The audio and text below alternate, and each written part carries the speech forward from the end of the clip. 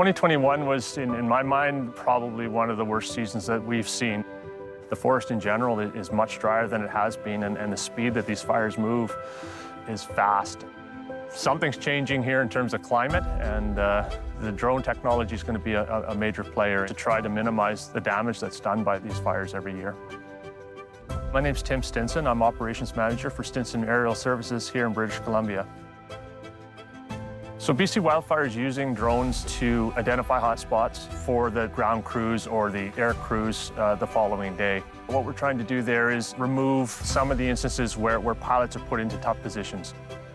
Some of the biggest risks for helicopters might be power lines when they're hazed by smoke. So if a drone can be put in that situation, then put pilots where they're better suited and are going to return home at night. So a big part of what we do in wildfires is flying our drones beyond visual line of sight. We have to submit an operational risk assessment in order to qualify for a special flight operations certificate. You have to be an accomplished drone pilot. You have to know the ins and outs of your system. You have to have a lot of trust and faith in your team that they're going to work together, especially in a situation like a wildfire where it's pretty high stakes.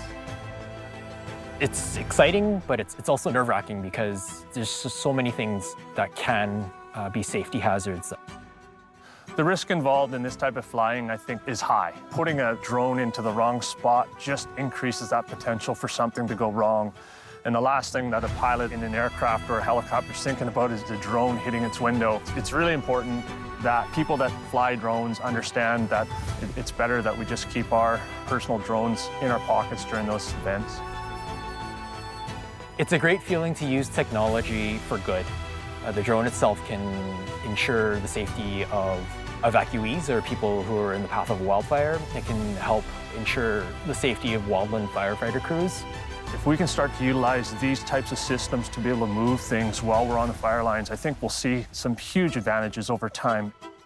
In BC alone, we face some of the toughest terrain, some of the most interesting weather, and lots of challenges that if we can overcome these pieces, we'll be able to apply this to many other jurisdictions across Canada.